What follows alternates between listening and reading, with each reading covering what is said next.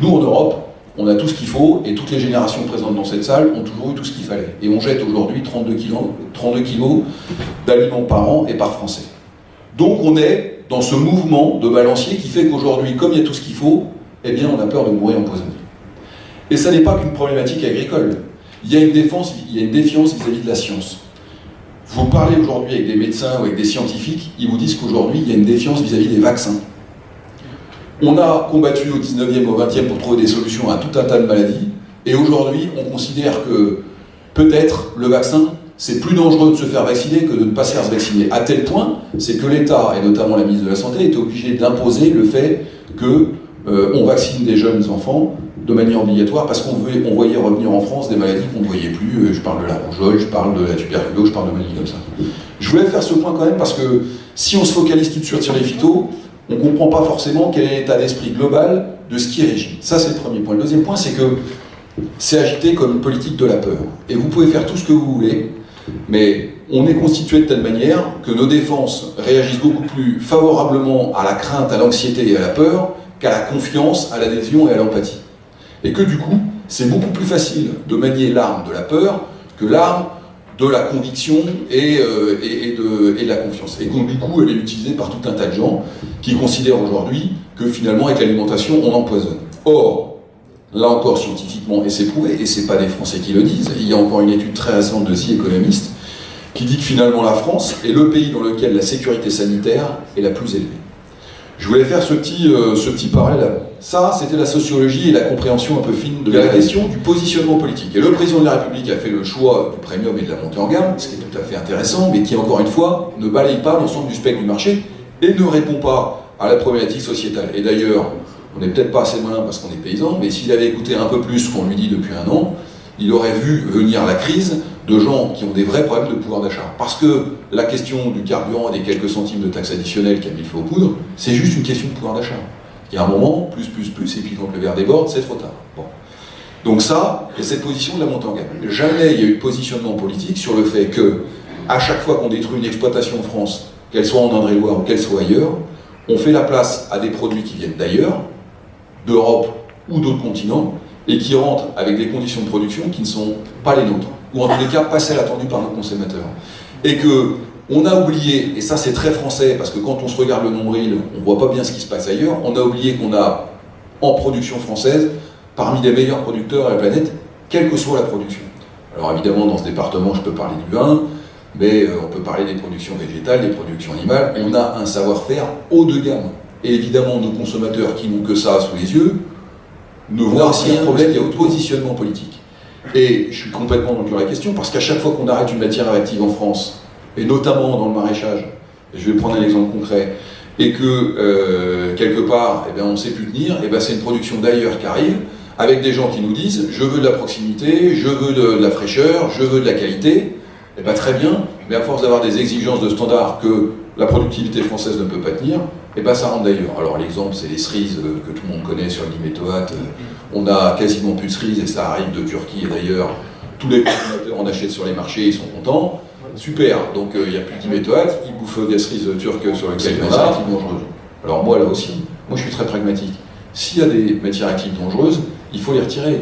Mais il faut aussi qu'on sache qu'aujourd'hui, on a près de 85% des matières actives dites dangereuses qui ont été retirées depuis 20 ans. Et que ce qui reste, on en a quand même besoin et qu'il nous faut des solutions alternatives. Sur le glyphosate, alors là, on est dans la politique pure. On n'a rien à voir avec la question technique. Avec la France, toujours, la France qui montre l'exemple, qui va montrer l'exemple en France, qui va montrer l'exemple. Moi, je vous dis tout net. Bon, d'abord, ils le savent. Dans 3 ans, s'il prend une mesure d'interdiction, vous savez que les produits européens, les produits phytosanitaires ont des homologations européennes et des autorisations de mise au marché nationales. Bon. Donc, ce sera une décision franco-française. J'ajoute que devant le congrès de la FNSEA à Brest, j'ai un peu de mémoire, il a expliqué que lui, président de la République, il n'y aurait pas de surtransposition européenne. Donc on va quand même avoir déjà une petite explication. La deuxième chose, et tout le monde le sait au ministère de l'écologie, au ministère du développement durable et de la transition, non c'est pas ça, MTES, ministère de la transition écologique et solidaire. Voilà, ça change toutes les... Là c'est MTES. Voilà, tout le monde sait très bien que juridiquement... Pour ce qui est des phytos, je pense que le biais, il est sur expliquer ce qu'on fait, dire que ce qu'on veut leur faire voir, leur faire entendre, c'est pas forcément la vérité tout le temps. Il y a des couillons qui font n'importe quoi dans la campagne, mais ça, on n'y échappera pas. Ils existent. Mais c'est pas la référence. Voilà. Il y a un vrai questionnement qu'on nous fait en permanence. La question qu'on va soulever là, et sur lequel on va probablement faire des propositions assez rapidement, c'est la mise en place de politiques de désintermédiation. C'est ce dont j'ai parlé, la désintermédiation, c'est le fait qu'aujourd'hui les gens disent on veut du circuit court, on veut du... voilà, et après tout on veut être capable, on veut pas 50 intermédiaires. Voilà. Bon, aujourd'hui on a une filière où il y a l'agriculteur, l'OS, comme au négoce, et la filière. Et nous, je vous l'ai dit, on perd de l'argent. Et on a un problème de répartition de la valeur. Bon.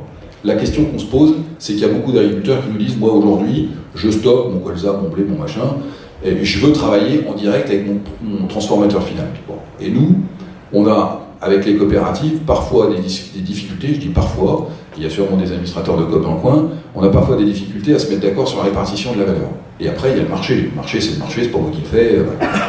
Et la question de la désintermédiation, elle va venir, quoi qu'il arrive, indépendamment d'Avril, des coop, de machin. La manière dont va s'opérer la distribution, c'est vrai pour la grande distrib, qui est déjà un peu en train d'anticiper, ça sera vrai demain pour les coopératives, y compris avec les déconnexions du conseiller de la vente.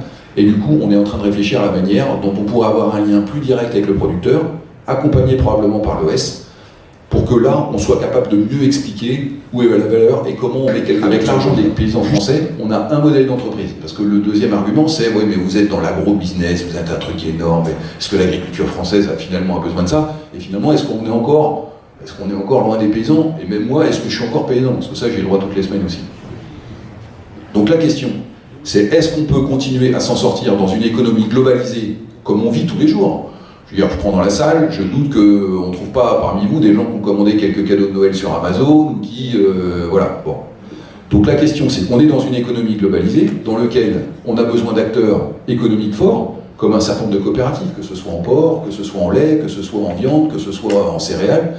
On est dans un monde dans lequel il y a une compétition terrible. Si on n'est pas un peu costaud pour aller se battre en compétition, on se fait laminer. On se fait laminer. Et on voit bien dans le lait que quand on a un Lactalis ou quand on a un Bigard en viande, c'est pas tout à fait la même chose que quand c'est des paysans qui sont à la manœuvre. Simplement, pour avoir ces groupes de taille internationale, il faut être sur l'ensemble des marchés.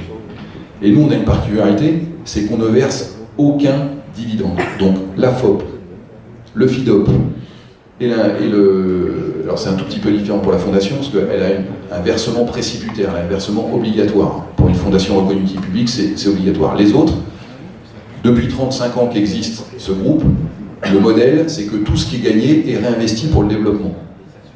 Alors quand on me dit, vous êtes dans l'agro-business, les dividendes, les machins, je suis assez à l'aise, il n'y a pas de dividendes chez Avril. Zéro. Voilà. Donc tout ce qui est gagné est remis. Et ça, c'est quand même une mentalité de paysan. C'est-à-dire qu'on n'est pas là pour faire cracher la bête, on est là dans le temps long pour regarder. Et donc, sur la valeur, on se bat pour la faire redescendre. Nous, à la Chambre, on a quand même développé Bienvenue à la ferme pour ouvrir nos fermes. Alors, dans Bienvenue à la ferme, on a toutes les productions confondues, conventionnelles, bio, et pour amener le consommateur à discuter avec nous sur nos fermes. Donc, quand on ouvre nos fermes au mois d'avril, donc il y a tout le matériel qui est arrivé, dont le pulvé, et on discute, on ne cache pas le pulvé au fond de la ferme, on discute pourquoi est-ce qu'on fait ça. Et pour moi, c'est fondamental de discuter de notre métier, arrêter de laisser les autres le faire, parce qu'en plus, ils le font très très mal.